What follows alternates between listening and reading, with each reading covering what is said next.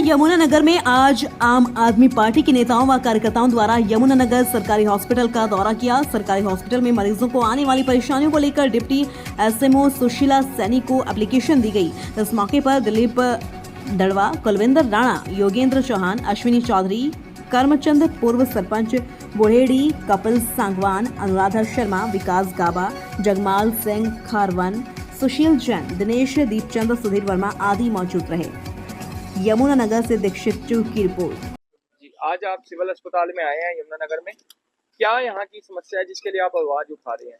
ऐसे पत्रकार महोदय, वैसे तो मैं लगातार निरंतर यहाँ पर आता रहता हूँ और यहाँ जो भी परेशानियां हैं, प्रॉब्लम है, लगातार मैं सीएमओ साहब को या यहाँ प्रशासन जो भी होता है, स्टाफ होता है, उसको मैं बताता रहता हूँ कि ये कमी है, ये प्रॉब्लम है।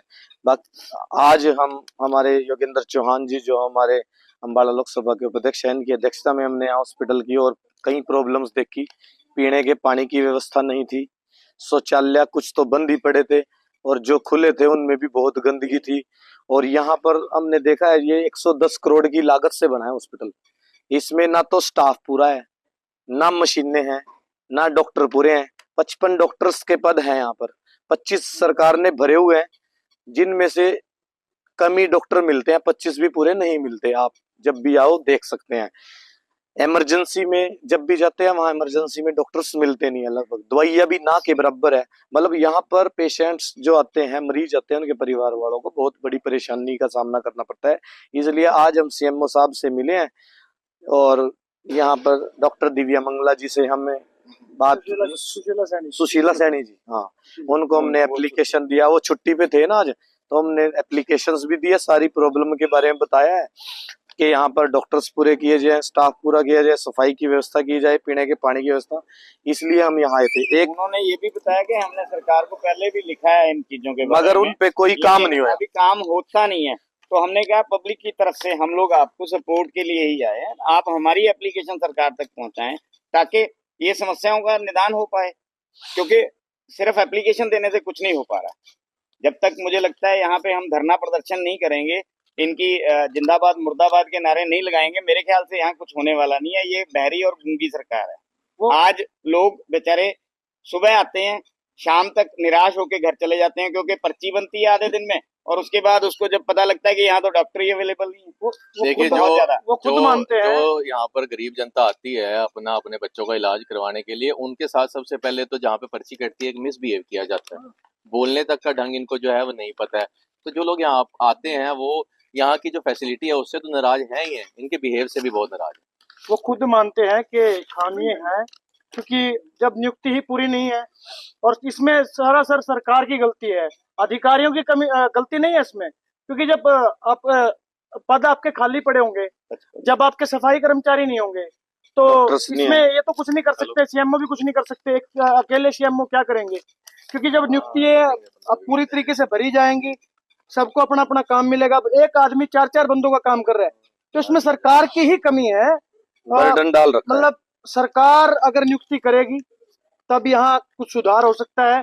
इसमें सरासर जो कसूर है सरकार का कसूर एक जब यहाँ पेशेंट को जो है कोई बीमारी होती है, अगर उसे एडमिट होने की जो जरूरत पड़ती है, तो उसके परिवार वालों से, पेशेंट के घर वालों से ये एक एप्लीकेशन लिखवाई जाती है। यहाँ पर ये देखिए, एक पेशेंट्स के साथ ऐसा हुआ है, ये लिखते हैं कि हमारे पास यहाँ एमडी डॉक्टर नहीं है देख रेख के लिए या चेक करने के लिए, तो आप अपने पेशेंट को किसी और हॉस्पिटल में ले जाइए और आप अपने पेशेंट के जो है खुद जिम्मेवार हो। मतलब ऐसी एप्लीकेशंस लिखवा के उनको या तो प्राइवेट में भेज दिया जाता है या कहीं और हॉस्पिटलों में इलाज के लिए उन्हें महंगे पैसे खर्चने पड़ते हैं, इलाज के लिए दूसरे हॉस्पिटलों में जाना पड़ता है। तो हम ये भी चाहते हैं कि यहाँ पर देख रेख के लिए जब एडमिट होते हैं पेशेंट, उनकी देख रेख के लिए डॉक्टर अवेलेबल हो।